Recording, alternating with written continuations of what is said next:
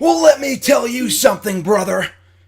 Happy 4th of July, folks, all my American viewers out there. Happy belated Canada Day from Friday, and happy weekend everyone else. Happy holidays, happy Monday. Hope you guys had a great weekend, everything else. But it is 4th of July here in the States. Hopefully you guys are doing well. Got to represent the immortal one, as WWE likes to call him now, the Hulkster, Hulk Hogan, right here on hashtag AskGSM here today. So we got a special holiday edition of the show. As always, if you guys want to send in questions, you guys can tweet me on the Twitter machine at WrestleRant. Don't forget the hashtag AskGSM.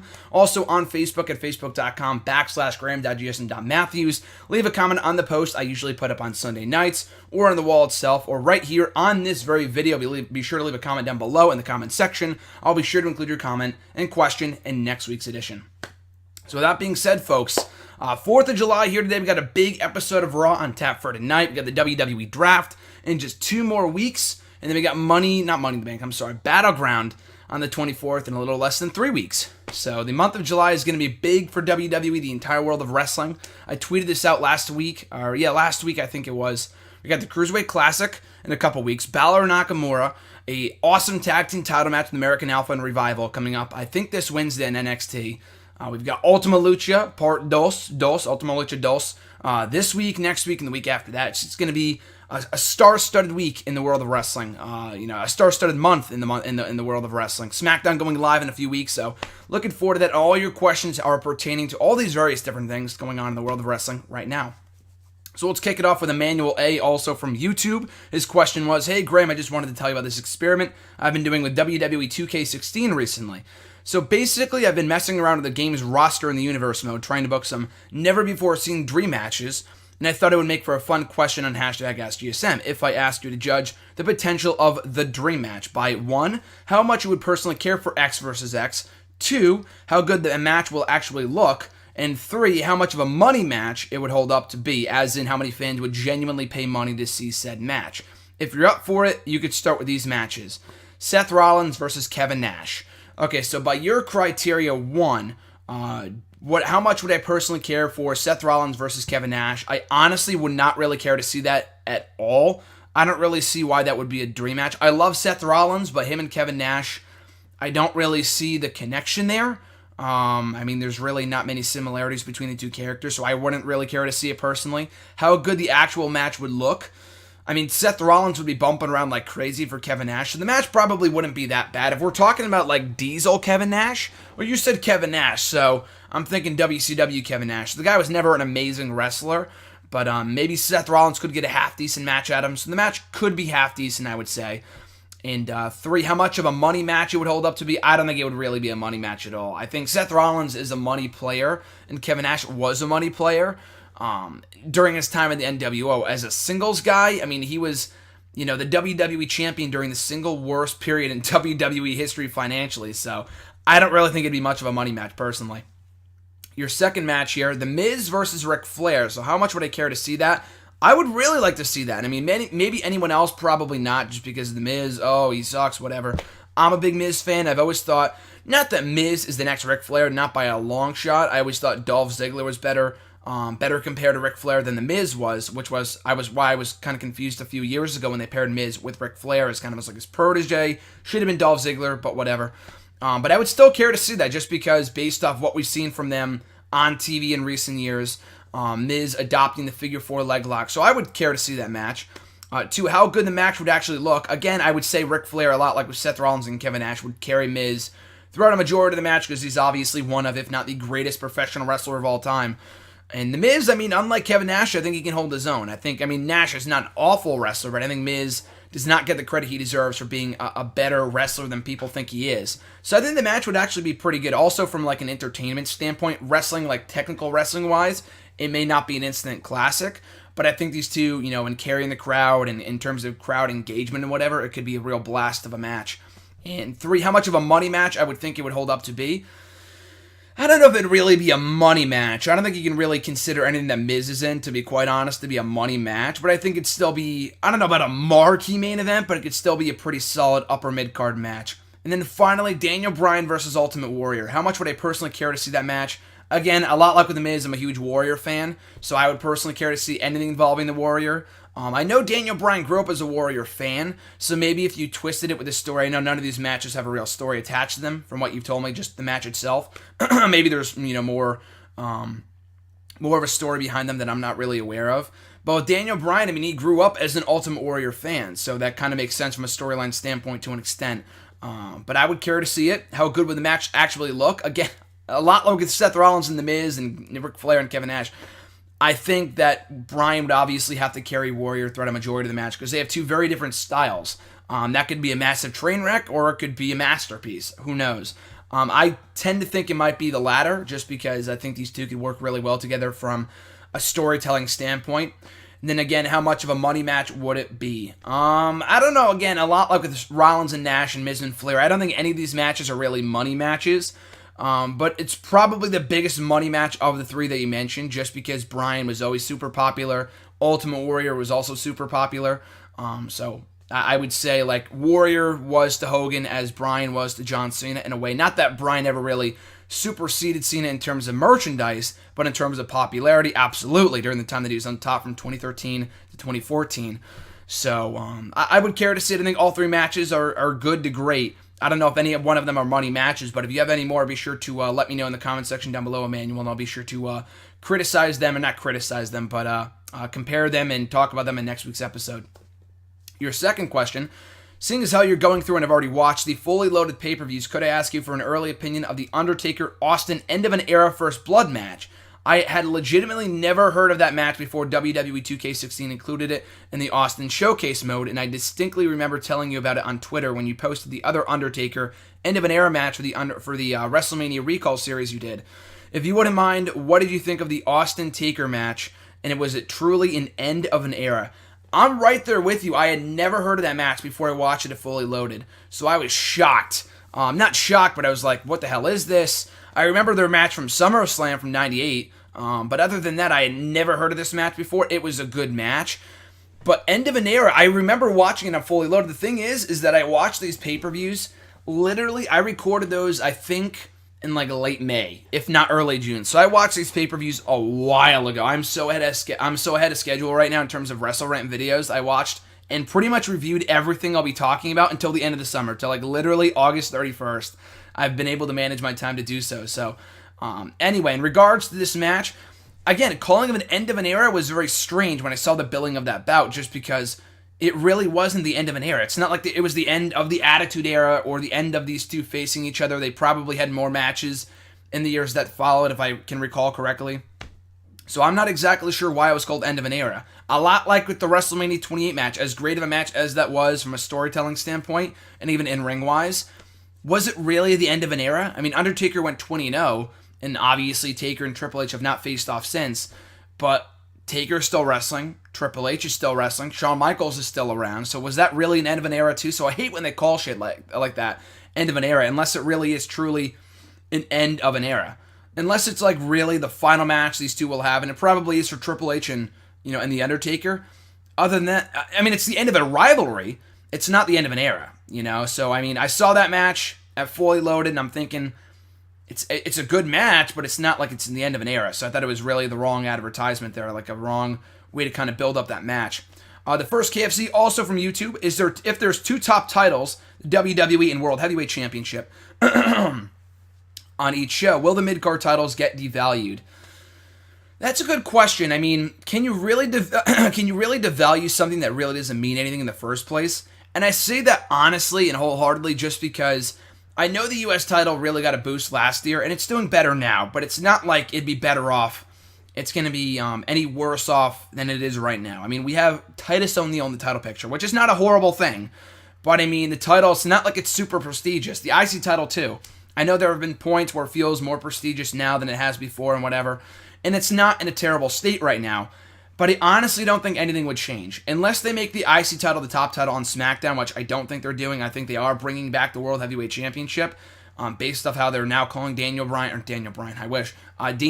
WWE Champion. I don't think they're bringing back that World Heavyweight Championship. I don't think they are making the IC title the top title on SmackDown, but rather bringing back that World Heavyweight title. So, I don't think they'll be devalued. I honestly don't think so. I think they'll probably be at the same level. I don't think they'll be worse off, but I mean, honestly, if you really think about it, I think both titles were better off when they were the mid-card titles when we did have the brand split into effect. You know, even in the early 2000s, mid-2000s, when we had the U.S. title on SmackDown, the IC title on Raw, those belts meant more then than they do even now. And that's without the brand split. So honestly, I think they'll be better off with the brand split going into effect later on this month. His second question here, should an NXT or returning superstar be picked first during the draft to make it feel like anything can happen?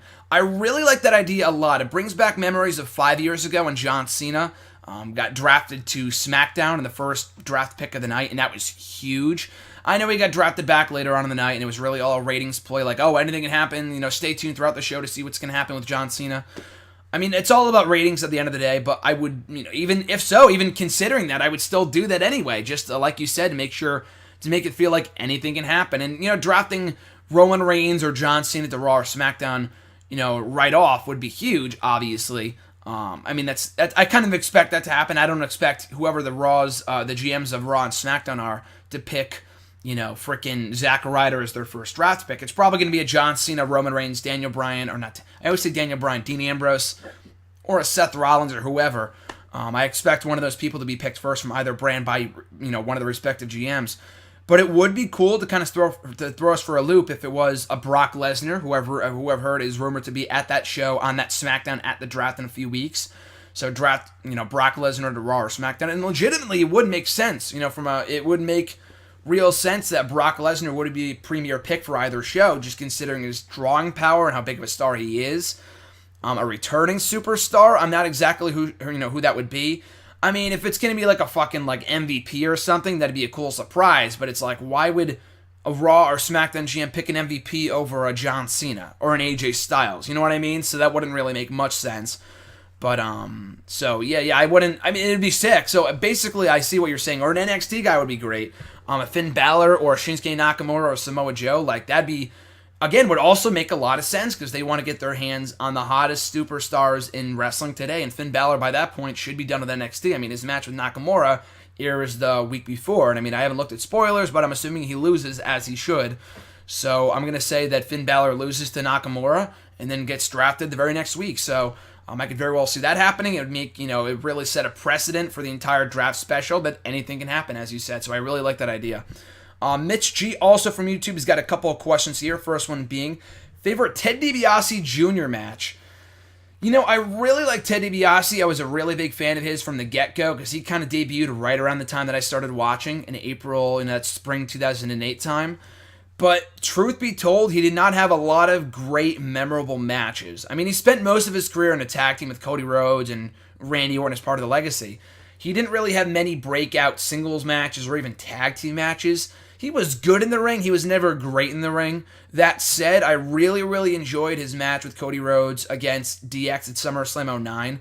I'm not a huge fan of that show for whatever reason, but I thought, it's not a terrible show. I think it's just, it's better than 2010, but I think I love 08 really, really much. I love that show a lot, SummerSlam 2008.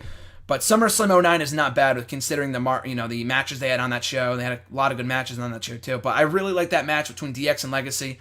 My favorite singles match of his, it's kind of forgettable, but he did have a really good match on Raw with Randy Orton. They were teasing tension for a while between DiBiase and Orton.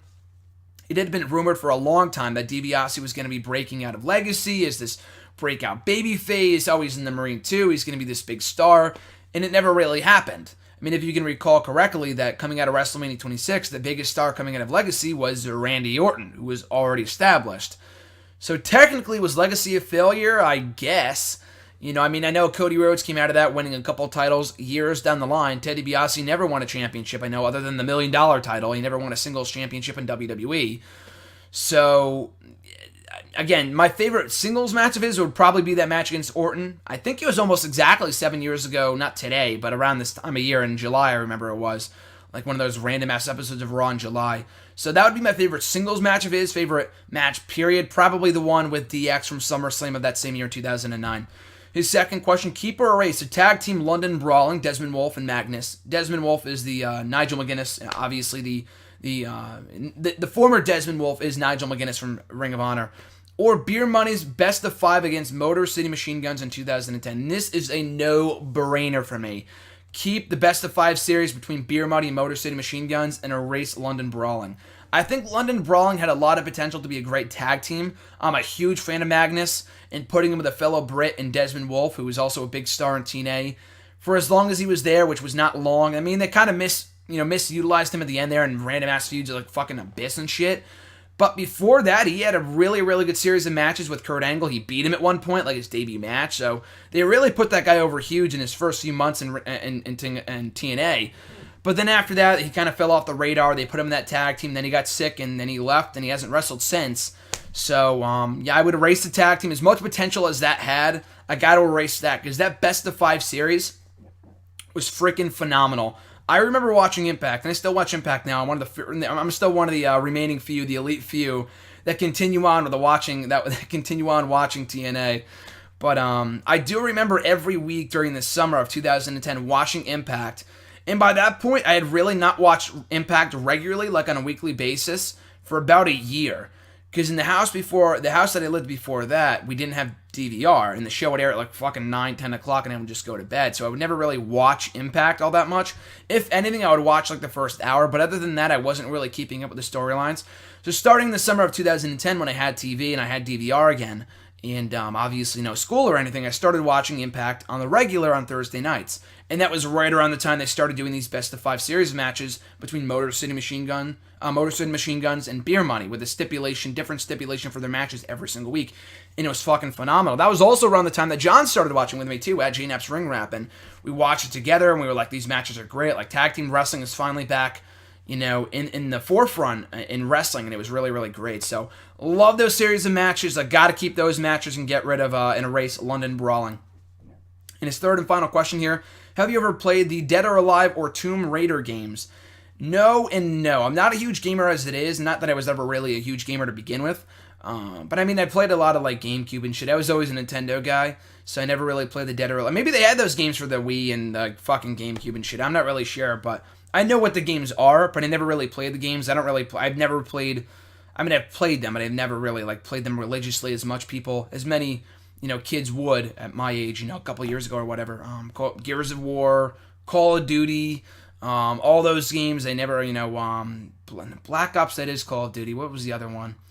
I forgot what it was called. But like all those different games, never really played those. They weren't really my thing. I would play fucking like Mario Kart and shit. But other than that, I would never really play those kind of games. Not saying I think Dead or Alive and Tomb Raider are kind of different. They're not exactly like those first-person shooter, and maybe they are. I'm not exactly sure. I know Tomb Raider is like one of those classic games, but no, I never played them. Frankisher 15, should Andrade Cien Almas turn heel? I don't think he necessarily needs to turn heel. What I think needs to happen is that something needs to change. I don't know what it is, but something needs to change. I think they got this guy off on the wrong foot by debuting him against Ty Dillinger. And they had 2 really, really good matches at TakeOver in the subsequent episode of NXT. But you put him up against a fan favorite, a huge cult favorite in Ty Dillinger. Andrade Cien Almas is not going to be over in comparison to Dillinger whatsoever. It's going to be a massive, lopsided affair. I mean, Almas is great in the ring. That's not the issue. He's got a good look, but the top hat and the suspenders, I don't know what the hell that is. That look isn't really working for him. So he's probably got to change that up.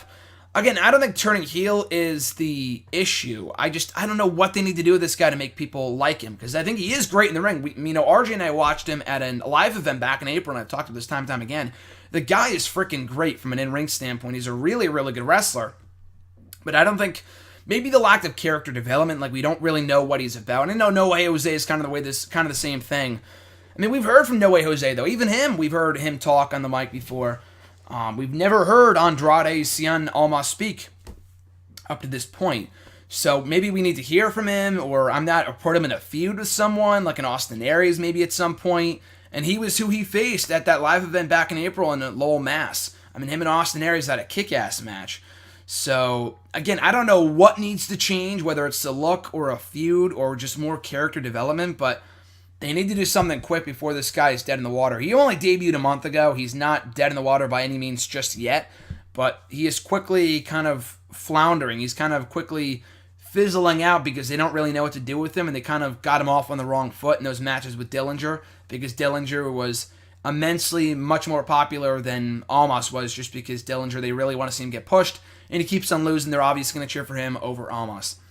Captain Sunshine's got a couple questions here. First one being, I just haven't been feeling the past few weeks of WWE television. Does it feel like we're in a holding pattern until the draft on SmackDown finally happens? Even NXT seems very cautious about what it's trying to do in the meantime, in case the draft drastically changes everything they've had in mind. Two things. Well, I do agree that it does feel like they're in a holding pattern for NXT. Because like you said, they have no idea who they're taking. I'm pretty 99% sure that anyone in charge of NXT, including Triple H, probably has no idea who's being taken from their show for the main roster. I'm sure they're like, other than probably Balor, who I'm sure they're preparing for to get drafted, which is why they're doing the Nakamura match in a few weeks. Besides that, it seems like we don't really have any full-fledged feuds. I mean, we have Austin Aries and No Jose now. We have, they're blowing off Revival. They're blowing off, Revival and American Alpha. It looks like American Alpha might be main roster bound soon. So I could see why they're doing that match, just to get them ready for the main roster. So I could see why you would say NXT seems to be in a holding pattern. The main roster, and this is probably just me, but I've been really enjoying the TV product over the past couple of months, if not, especially the last couple of weeks. But I think it's been pretty great for the most part. I mean, we are not really getting much of consequence right now, but I will say that it does feel like they are blowing off a lot of matches that I would have liked to see at SummerSlam, but they're blowing them off now in case they're not on the same show. Zayn and Owens, Charlotte and Banks, the Shield triple threat obviously being the most prominent example between Dean Ambrose, Seth Rollins, and Roman Reigns. They don't know whether they're going to be on the same show, and plans are constantly changing. I'm sure they have an idea of who's going where, but nothing is set in stone until July 19th. Until it happens, nothing is set in stone. It would not surprise me if they're rewriting the show minutes before they go on the air on USA Network on Tuesday, July 19th for SmackDown Live for the WWE Draft. So I will say, I mean, I personally have been feeling the WWE programming over the past couple of weeks, but that's just me, just because I try to remain optimistic and whatever. But it does seem like they are kind of blowing off a lot of matches that I would have rather waited until SummerSlam to see transpire, just because they have no idea whether these rivalries will be able to carry over onto their separate shows post-draft, because they might not be on the same show. So I definitely get that sense, but I, for one, have been thoroughly enjoying programming over the past couple of weeks, if not months. Their second question, I appreciate the Zayn Owens highlight reel segment, especially the double super kick on Jericho. I honestly wonder if the Battleground match should end with a hug and reconciliation between them. WWE's emphasized them as bitter former friends so much that it's time for them to show us the friends part. Besides, we all know it will end with Kevin backstabbing Sami to restart the cycle. So what about it? Sami Zayn KO tag team. You make a great point. I don't know if I would do that right now. I've always thought too, like the one day that someday when we do get a Sami Zayn Kevin Owens tag team with KO as a babyface, it's gonna be freaking awesome, because I think he's gonna shine as a babyface. Obviously, he's a better heel, and he's just so perfect in that role. But he's so popular, they could probably get away with him as a babyface at some point, and putting him in a tag team with Sami Zayn, given their history and whatever, as you said, bitter former friends, we gotta have that friends part at some point, because they were never really tag team partners in WWE, in NXT even. The only time we ever saw them as friends was for literally like 90 seconds in NXT. We already knew they were former friends. They had been friends for a long time at that point. It was already kind of implied. But we only really saw enough of them at TakeOver All Revolution when Owens congratulated Sami Zayn. And that's it. We never saw them team up. We never really saw them do a promo together. That was pretty much it before Owens turned on him later that night. So I don't know if I would do the tag team just yet, because I think KO is perfect on his own. Same with Sami Zayn for the time being. But down the line, and this is not the end of the feud. I mean, for right now it is temporarily. But as WWE themselves have said, these two are destined to fight forever. So I would, wait to do that moment, save that moment with them hugging and whatever. Maybe shades of WrestleMania 19 where they hug afterwards and KO low blows him anyway if Sami Zayn beats him. Who knows? But I think we will get a tag team between them at some point down the line. Not necessarily just yet. It shouldn't happen just yet anyway, but at some point in the probably not so distant future, because these guys are going to be feuding for years upon years upon years. For as long as they're both in the company, they will be feuding with each other, even though they're on separate shows. So, not necessarily just yet, but down the line, absolutely, I'd be all for it. And their third question, why does The Miz keep on ruining himself? Every time he gets momentum as a performer or has a really good storyline going, He's got to do something like do another direct-to-DVD film, and then it all falls apart. Remember when he and Sandow couldn't get a proper blow-off because they tried to promote a fourth Marine movie, including some Array? Now it's Kane's matches and Maurice's pitfalls that are spoiling what should be the Intercontinental Championship run we've been waiting years for. It's not too late, is it? No, I don't think it's too late. I think I completely agree. I know you and I might not be in the majority here, and I've always been a Miz fan, so I know I'm biased, but I honestly think Miz has been very underrated in this role for a long time now. It was almost exactly 2 years ago from last Thursday that The Miz came back with his new Hollywood character, and he's been really killing it as that character, as you saw in his thing with Damian Sandow and whatever else. But he's an Intercontinental Champion over the past couple of months. He's had some really, really good matches with Cesaro. That 4-way at Extreme Rules was great. And then he comes back, and they can kind of pick up where they left off with him. But the Kane shit was awful. Like, I have no idea what they were going for there, and I really, really, really hope that's not the direction they're heading in, a Kane-Miz feud. And I know the fact that Kane wasn't on SmackDown, oh, he didn't attack Miz, that means they're not feuding. That doesn't necessarily mean they're not feuding, just because Kane was, I think, in Hawaii for their other tour, and Miz was a part of the U.S. or whatever. He remained in the States to do the SmackDown show. So it doesn't really mean anything. We'll find out more tonight on the 4th of July Raw and see if Kane attacks him now. I really hope not. I really hope that was a one-and-done type deal, but the count-out victory for Kane makes me think that it's not. And that's really bumming me out just because I just don't care about Kane. I like Kane, but I don't care about the guy at this point. I don't need to see him feuding with Miz. The match they had last week was boring as all hell. So I really do not need to see those two feuding over that championship. I would much rather see, and there's a whole slew of opponents that Miz could face over freaking Kane. The returning Neville, the returning Randy Orton. I'd rather see Bray Wyatt in the IC title picture than Kane. Zack Ryder, for God's sakes. You can go back to Cesaro or Sami Zayn. It really does not matter. Anyone but Kane, Big Show, or Mark Henry is all I'm asking for. The last couple months of programming have been pretty great because those three have not been prominently featured on TV. So let's keep it that way. And their final question here. I should have really liked the Styles, Ambrose, and Rollins Cena matches, but those matches just did nothing for me. The biggest personal issue was this. We've been trying to do the Shield triple threat for 2 years now, right? WWE has even stuffed a wellness policy violation into the cycle to make sure it finally happens at Battleground. Why then, from a creative standpoint, would you start the show by saying this match is still planned and is happening as advertised? And then make the hook of the show by introducing 2 possible changes to that match.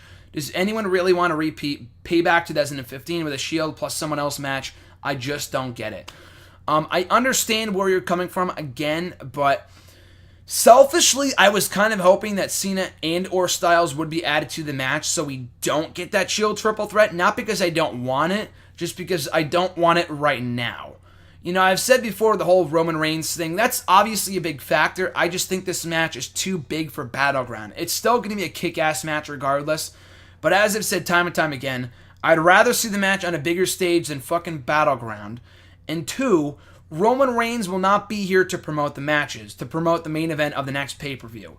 And God forbid if he wins coming off a 30-day suspension, it's just going to look embarrassing for the company.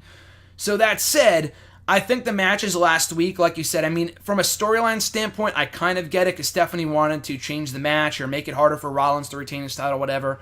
AJ did deserve to be in that match because he beat Cena at the following pay-per-view, at the previous pay-per-view. So I can kind of see where it made sense in storyline.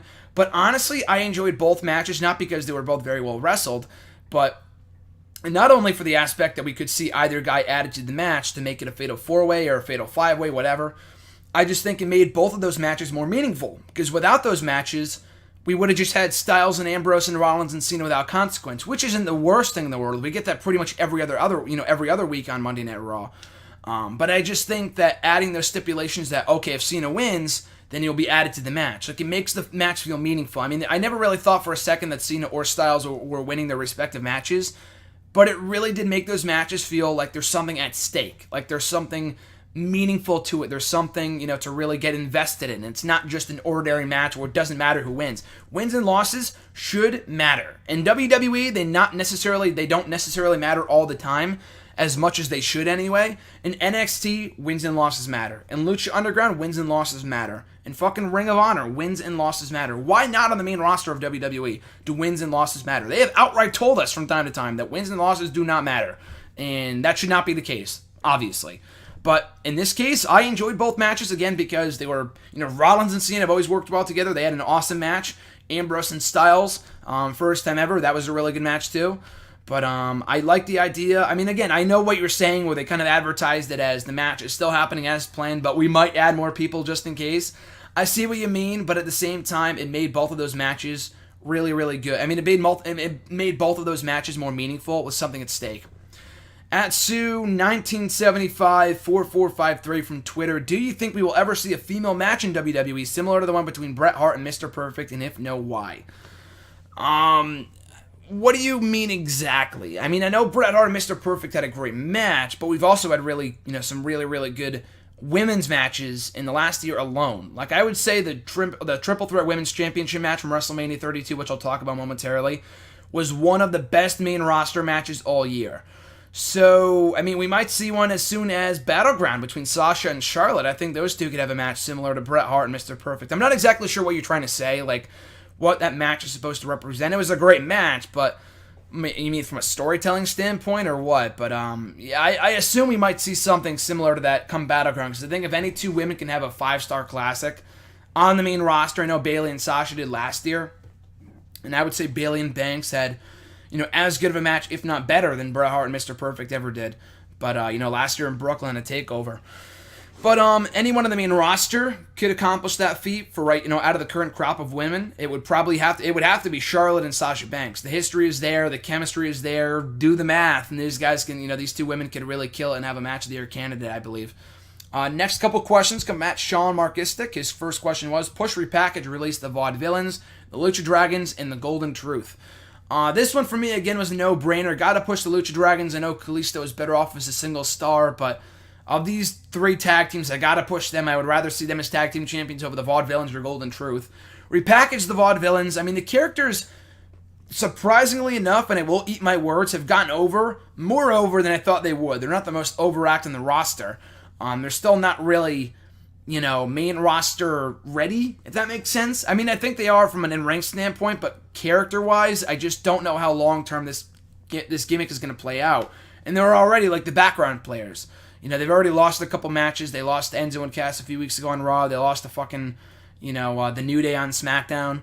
So they're really not doing that much of note, but they're still doing better than I thought they would, probably coming into the main roster a few months ago. But I would repackage them and release Golden Truth. That one's a no-brainer, like I said, because R-Truth does absolutely nothing for me. And I like Goldust, but again, at this point, he serves no purpose. With Cody Rhodes gone, Goldust serves zero purpose. The only reason they would have kept him around is to do something with Stardust or Cody Rhodes or whatever, and obviously we're not getting that. So I would get rid of Goldust, get rid of R-Truth. The tag team is just awful. You guys know, I've talked about it before. It's just stupid to me. So I'd release them, repackage the Vaudevillains, and push the Lucha Dragons.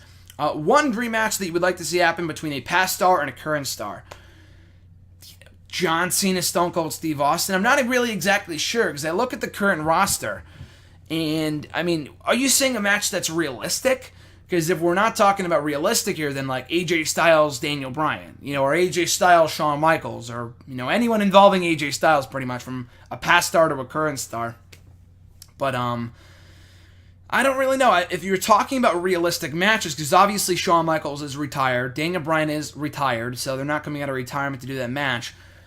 Anything that's feasible? Honestly, not really. Like, even Taker Sting, like a match I've always really wanted to see, is impossible at this point with Sting having retired.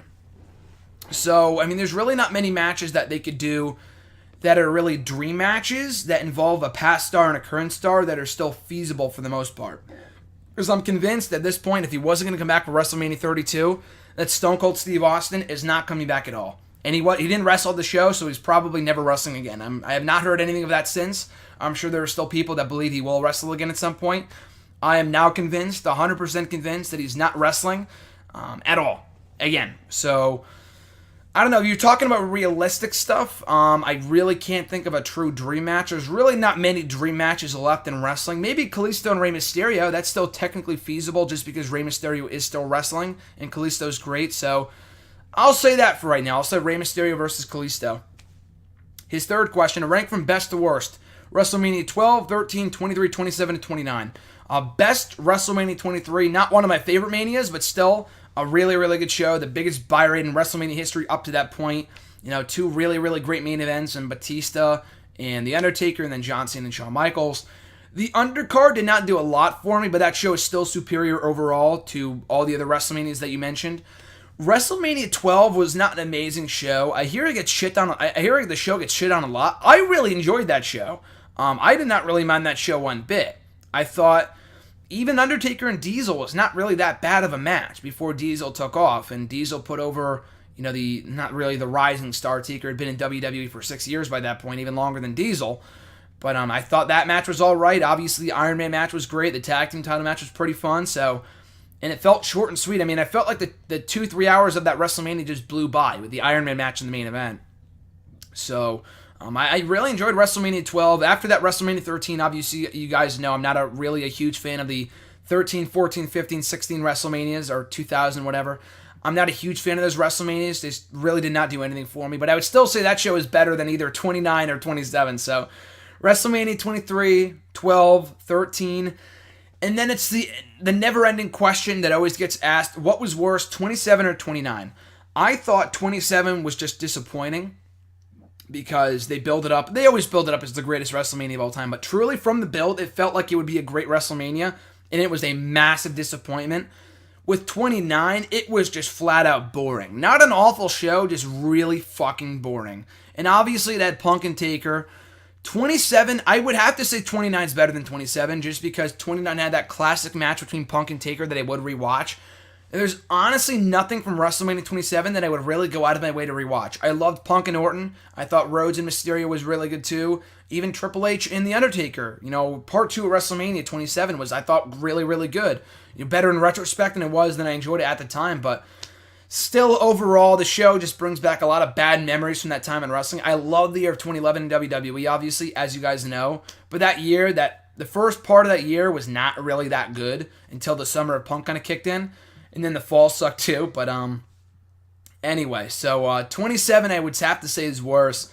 So from best to worst, 23, 12, 13, 29, and 27. At Swagzio, thoughts on a Roman Reigns Road to Redemption storyline. If WWE honestly thinks that something along those lines would actually work, they must be high as shit. I don't know what drugs they're on, but that is probably one of the dumbest things I've heard in a long, long time.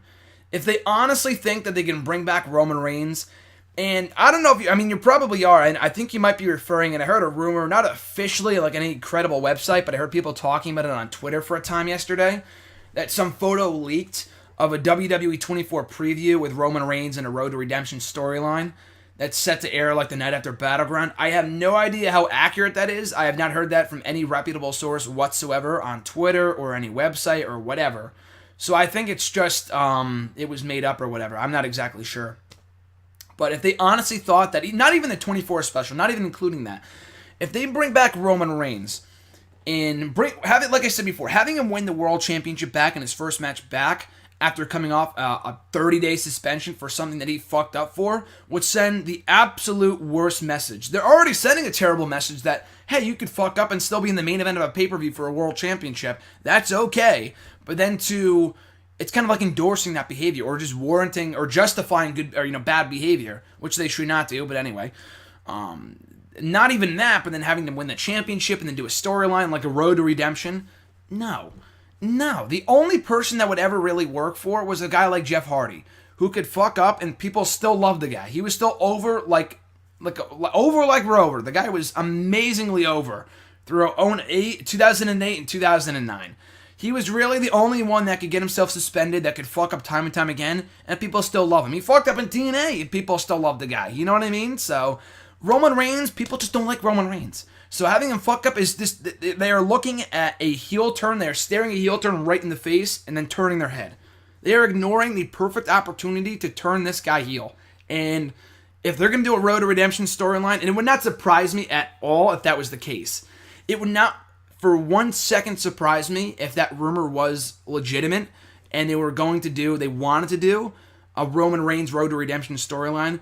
These are the same people that thought it was a good idea to have Roman Reigns win the Royal Rumble, that everyone wanted to see Daniel Bryan win in 2015. These are the same people that thought it would be a good idea if Roman Reigns won the World Championship in the main event of WrestleMania, a match that no one wanted to see. These are the same people that thought it'd be a good idea to have Roman Reigns as the babyface in a feud versus Seth Rollins as the heel. When I say these people, I specifically mean Vince, because he's the one who, signs off on everything at the end of the day. So if there's any one guy to blame, it's got to be him. So again, he's got a huge hard-on for Roman Reigns. That's all well and good. But they've been stubborn in the past with this guy, and they'll continue to be stubborn for as long as he's around. I do not think for 1 second that they are done with Roman Reigns as a main event player, nor should he be. He should continue to be a main event guy going forward. That does not surprise me. He should not be champion anytime soon, but he should continue to be a main event guy, in my opinion. But beyond that, to do a storyline where Vince honestly thinks that putting this guy in a road to redemption storyline after fucking up on his road back to winning the world championship, if they think that could honestly work, they are out of their minds.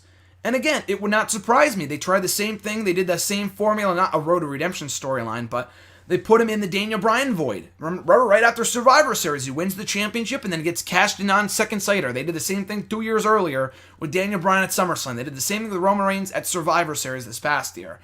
And no one gave a shit. I mean, he won the championship the next night after TLC, which was awesome. But I think it was more about not seeing Sheamus as champion. I think it was more about Sheamus losing the belt than Roman Reigns winning, honestly. And now people still don't like him. So, in a nutshell, I know that's a lot of ranting, but in a nutshell, awful, awful, awful idea. Do not do a Roman Reigns Road to Redemption storyline. It would backfire immediately, and it would be a massive, massive train wreck, in my opinion. A huge clusterfuck. Next question. At Cody Collier 37, do you think Titus O'Neil could win the U.S. Championship on Raw? Could he? Sure. I think not. It's not likely. But I do think there is a chance they could put the belt in the guy. I mean, hell, look at him. He does a lot of community service. He does a lot of charity. He's a great guy. I think they have more stock in Rusev than they do in O'Neil. But, I mean, I did call the match. I called that on Wrestle Rant Radio. The excerpt of the show is right here. I put the excerpt up on the channel on Thursday. Right here, not on the show, on Thursday on the channel. And they announced it that very same night on SmackDown. So I was glad to, predict that accurately, and that they're doing it. I mean, that's not a huge stretch, but I think it's cool that they are having the championship defended on the 4th of July Raw, and then that's not taped ahead of time. Because I remember the last 4th of July show that was taped, that Raw fell on, that the 4th of July fell on a Monday 5 years ago too, because we have the same calendar from 2011 that we do in 2016. It fell on a Monday that year too, and that show was taped right after the pipe bomb took place on June 27th, because they were going to tour fucking Australia or something. I'm not exactly sure. I don't really remember. But that show was taped, so everything was kind of already... They weren't really expecting a huge rating boost, just because, one, the show was taped, and it was a holiday show. This year, they don't have any tours or anything. They did Japan over the weekend, but they're back in the States for Raw. So the show will be live tonight on the 4th of July, which is cool. And I will be watching. But could it happen? Sure, just because it is the 4th of July. They might give him a quick run, only to have him drop at a Battleground. Who knows? But I'm not really betting on it, though. It'd be cool to see just because he's deserved it, but I don't really see it happening. At Hardy DX fan, Ross, what are your current predictions for WWE in 2017? Now, I don't like making predictions, and I feel like it was also you, Ross, who asked me that same exact question like a year and a half ago, my predictions for 2015, and I got one of them right, but I just don't like doing predictions because I'm never, ever right. In terms of what's going to happen. I mean, I know doing predictions for pay-per-views and stuff, I do that shit all the time, but I'm talking about predictions for what's going to happen this year in wrestling, because anything can literally happen. If you told me on the first day of the new year, and I didn't do a prediction video per se, in the random video blog on January 1st, 2016, I made a list of, I think it was 7 things. 7 things I wanted to see happen in 2016. 6 out of 7 of them came true. The only thing that did not come to fruition was Jeff Hardy coming back to the company, which cannot happen at this point because he re-signed with TNA. So, that being said, I'm not good with predictions, but I am good at things that I want to say. But anyway, just to go off on a limb here and kind of do something I'm not really used to doing, making predictions for the next year in wrestling, which I know it's not even the end of 2016, the end of this year, and we're already predicting for the next year. But anyway, I do predict that Goldberg will be inducted into the WWE Hall of Fame over WrestleMania weekend. I think The Rock will wrestle at WrestleMania that year. I don't think it's a huge stretch, but he didn't wrestle at 30. He didn't wrestle at 31. He did compete at 32, but albeit for fucking 5 seconds. But I do think The Rock will wrestle another match in 2017. Then finally, I do think 2017 will be the year that we will see AJ Styles as a world champion. I mean, he could win a world championship before the end of 2016 if they bring back the World Heavyweight Championship, but whether it be the WWE title, the World Heavyweight title, whatever, I do think 2017 will be the year that we see AJ Styles finally as a world champion in WWE. At Gall WrestleNaut, his question was, who is your favorite UK-based wrestler at the moment? I don't watch a lot of indie wrestling or a lot of UK promotion stuff, but I have seen enough of Will Ospreay to know that he is fucking amazing. So he's great. Zack Sabre Jr., another great guy that I'm a big fan of at this point after being introduced to both him and Ospreay by @JGF Tweets. Be sure to follow him. Shout out to him. He introduced me to both those guys through a series of columns that he did for my website, nextwrestling.net. So I got to go with Zack Sabre Jr. right now. And Neville too, but you said UK-based. I'm thinking you're not talking about British wrestlers per se, but rather people who wrestle primarily in the UK, based in the UK, obviously. So I would say Zack Sabre Jr. and Will Ospreay for the moment. I mean, I really have not seen enough of them, but they're really the only two UK-based wrestlers that I'm familiar enough with to know that they're both amazing. So at the average grunt, the next question comes from him from Twitter. You got 5 picks in a draft for a brand of your choice. 1 from WWE, 1 from TNA, 1 from Ring of Honor, 1 from New Japan Pro Wrestling, and 1 from the Indies. Who would you pick?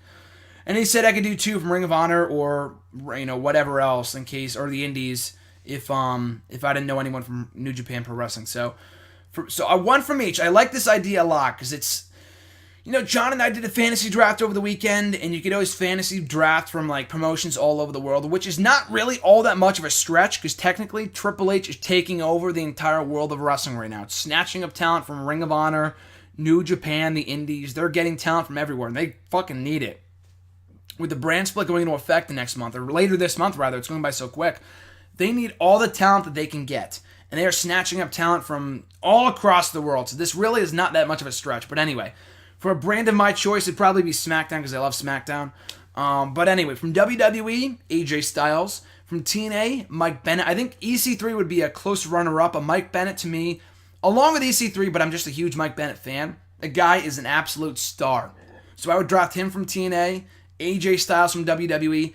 Ring of Honor, I love Jay Lethal, but I honestly would go with Adam Cole just because I think he is the future of this industry. Jay Lethal, as great as he is, he's a little older. I think Adam Cole's like in his late 20s, if not 30 at this point, but he's got a long ways ahead of him. Jay Lethal has not that long of a shelf life. He can be around for, a while, but I do think Adam Cole is the future. Jay Lethal is the present, but I do think that Adam Cole is the future, so I would take Adam Cole from Ring of Honor. New Japan Pro Wrestling would have to take Okada. He's the best star they have over there right now. Or Tanahashi, but probably just Okada. And then from the Indies, I guess you can count from the Indies. I would say One Man Thrill Ride, who I've talked about here on the show before. The guy is a great entertainer. I have no idea how WWE or any other promotion has not snatched him up yet. I think he's a great talent. But from the independent scene, I'd have to go with Ricochet. I think Ricochet is great. And I can't say Ricochet just because he is no longer in Lucha Underground. He left last week. He's officially done with the Lucha Underground. He will continue to be on the show because they tape shows up until fucking next summer. But I think Ricochet is officially an indie guy at this point, so I would take him, Okada, Adam Cole, Mike Bennett, and AJ Styles. At E13A, who is one wrestler that you do not want to see for the return for the brand split? That's a good question. I don't really think there's one guy that I don't want to see come back. Until it happens anyway, I would go nuts for like a Mr. Kennedy or an MVP or a John Morrison. I think there's a lot of untapped potential there with him as a WWE main roster guy, as a main event level guy in my opinion. Especially after all the strides that he's made in Lucha Underground, I would bring him back as a top level star for SmackDown. But unless it's a guy like Alberto Del Rio, who I like, not a lot, but I do like Del Rio. They brought him back for no reason at all. Really to only fulfill that top Latino spot, but you already have Kalisto. Why do you need Alberto Del Rio? The guy has done nothing in the time that he's been back. He was U.S. champion for a few months. Nobody cared. And he's just boring to me because the last time he was here, he already did it all. He was a 4-time world champion. He's now a 2-time U.S. champion. He's won Royal Rumble. He's won Money in the Bank. He's main evented WrestleMania. He's been in main events at WrestleMania.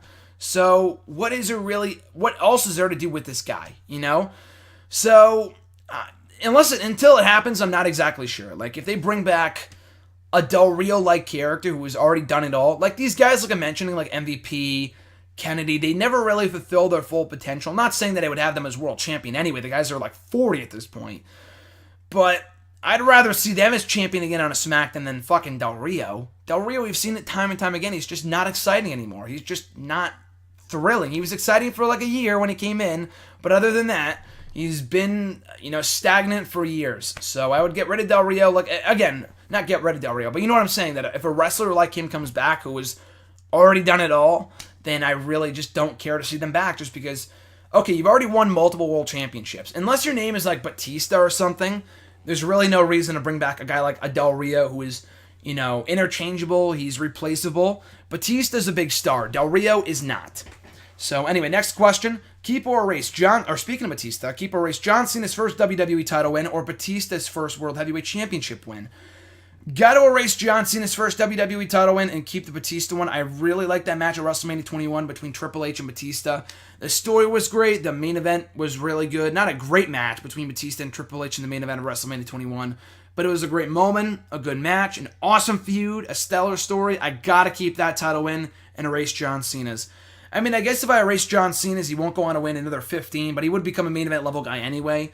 But Cena's win, the match was good, but it was kind of like anticlimactic. It felt like a standard main event, not really for WrestleMania. It didn't really feel WrestleMania worthy between John Cena and JBL. Still a good match, a good moment, but Batista's was 10 times more meaningful.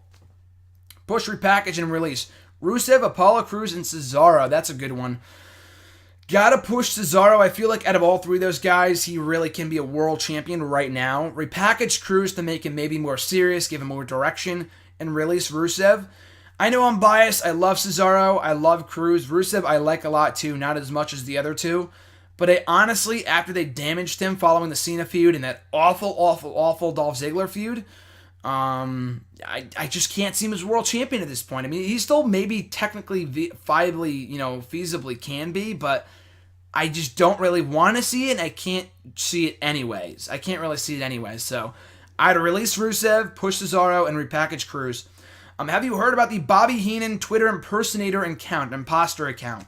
Yes, and I'm just pathetic. It's just absolutely sad that someone would go through so much trouble, because apparently what happened was, and it got verified by Twitter with the blue check mark, WWE wrestlers were verifying it as real, and I think the only evidence that people had that they thought it was real was that because they thought his wife's Twitter account was real. That had been going on for months and months and months, tweeting as, Bobby Heenan's wife, and it was not Bobby Heenan's wife. And now no one really verified this beforehand because the Twitter had been up for a while, and people had thought it was real. So I have no idea how people didn't figure that out sooner, that this was not the real Mrs. Heenan. And then the Bobby Heenan thing was sad just because so many people were excited that Bobby Heenan was finally on Twitter. It was the coolest thing ever.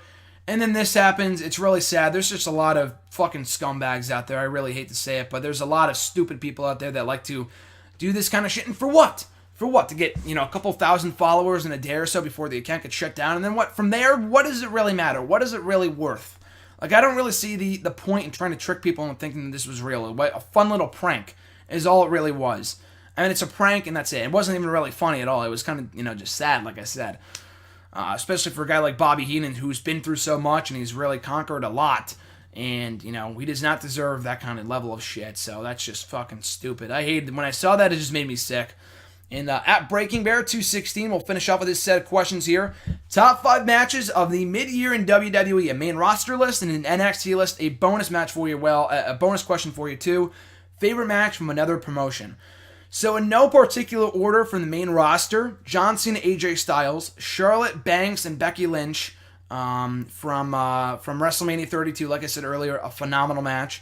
Sami Zayn, Kevin Owens from Payback, the Fatal 4-Way IC title match between Miz, Zayn, Owens, and Cesaro from Extreme Rules, and New Day versus Y2AJ from that episode of Raw in March. From NXT, again in no particular order, Nakamura Zayn at TakeOver Dallas, American Alpha Revival from TakeOver The End, Bayley Asuka from Dallas 2, Samoa Joe, Sami Zayn. I said Joe Balor, but I'd actually put Nakamura Aries on there. That was an awesome match. I would say that was better than Joe Balor from that same show, The End. So once again, Nakamura, Zayn, American Alpha Revival, either of the two matches, but I prefer the End one.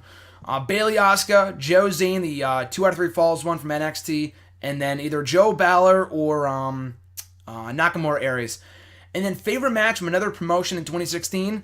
There's been a lot of good Impact matches, a lot of good Ring of Honor matches, but my favorite match from that is not from NXT or WWE in 2016, it's got to be from Lucha Underground, Phoenix versus Mil Muertes, from the March 16th episode of Lucha Underground. And it's on YouTube if you want to check it out. I'm doing a whole list of the top 10 best matches of Season 2 from Lucha Underground. It should be either going up today or tomorrow or whatever before Ultimate Lucha kicks off this Wednesday, which I cannot wait for. But I fucking love that match. That match was so good.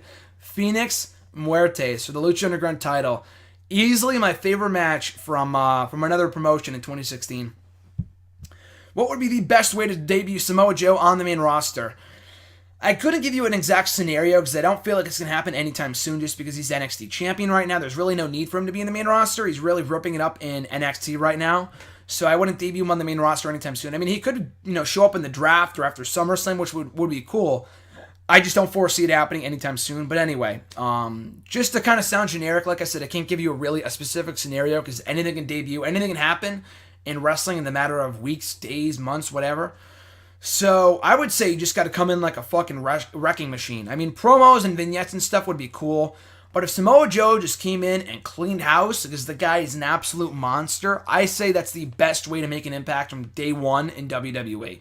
Not even a promo. Not even like Kevin Owens comes out, cuts a promo on John Cena and lays him out. Samoa Joe comes out and just dominates everyone in sight. A la Brock Lesnar 02, Samoa Joe's got to follow in his footsteps and just clean house. Like the powerhouse, like the absolute beast that he is. Best in-ring performers in WWE that were not indie guys, and not including the women. Oh, I said Charlotte, so I guess I can raise her. But Bray Wyatt, I don't think ever did indies. So Bray Wyatt's a phenomenal performer, obviously. So I'd have to put Bray Wyatt on there.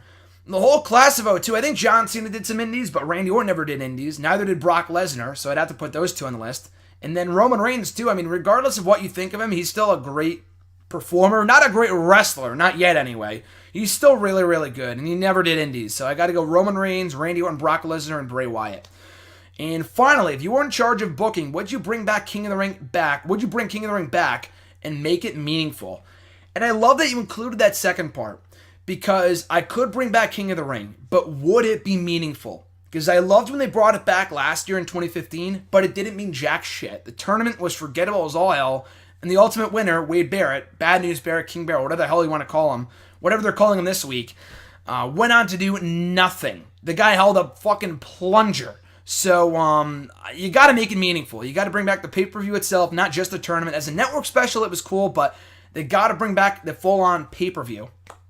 And they got to make it meaningful. So, yeah, I would bring it back, especially now that it seems like now that it's been rumored that we're getting, 2 pay-per-views a month, which I'm not in favor of, by the way.